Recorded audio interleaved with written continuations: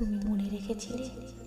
হ্যাঁ, তুমি বলবে আর আমি মনে রাখবো না, তাই কি কখনো হয়? অনেকটা দেরি হয়ে গেল, তাই না?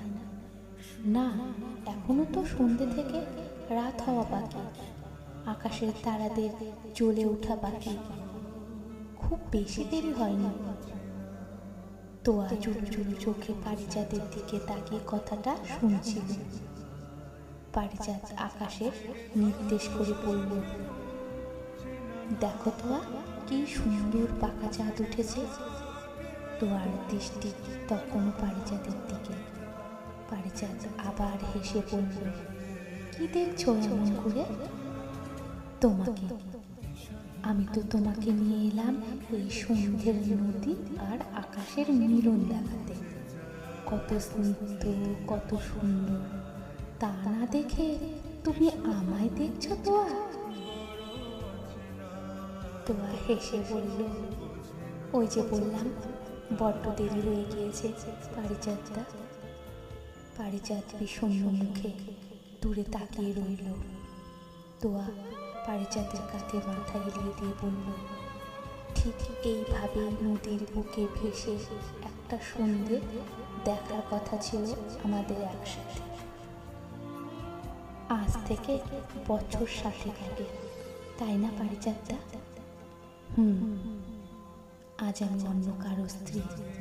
সেই আগের মতো অধিকার দেখে আমার কোলে মাথা রাখতে পারছো কি? না। সেই আবদারে বলতে পারছো কি, তোয়া, আমার মাথায় হাত বুলিয়ে দাও, আমি তোমার ছায়ায় নিজেকে হারিয়ে আকাশ দেখব? না। তবে এখনো কি বলবে, দেরি হয়ে যায়নি? পারিজাত হেসে বলল, হয়তো কিছু বাধা এসেছে, তোমাকে আগের মতো ছুতে পারবো না, রাখতে পারবো না তোমার হাতে হাত। তবে বিশ্বাস করো, ভালোবাসাটা ঠিক আগের মতোই আছে। এই আকাশ, এই সন্ধে আর নদীর জলে ছলাৎ ছলাৎ শব্দ ঠিক আগের মতো আছে।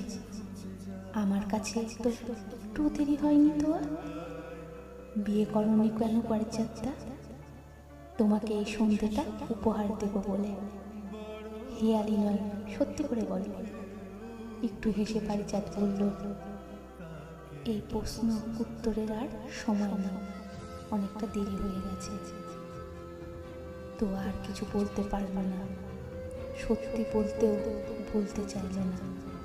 এত ভালোবাসা বুঝি অনেক কপাল করলে পাওয়া যায়। পথে আস্তে আস্তে পারিজাত একটা লাল গোলাপ কিনেছিল, কিন্তু ঠিক সাহস করে দিতে পারেনি তার প্রাক্তন প্রেমিকাকে। তোয়া সেই গোলাপটা হাতে নিয়ে পারিজাতের দিকে এগিয়ে দিয়ে বলল, নাও, আমার খোপায় গুজে দাও। আমার মনে হয় এইটুকুর জন্য আমাদের খুব একটা বেশি দেরি হয়নি। খেয়ালি সুর ভাসতে ভাসতে মাঝি নৌকা বেয়ে চলছে। দূরে কোথাও শোনা যাচ্ছে নদীর বুক ভাঙা সেই কান্নার গান আর জলের ছলাতে ছলাতে হেয়ালি করতান।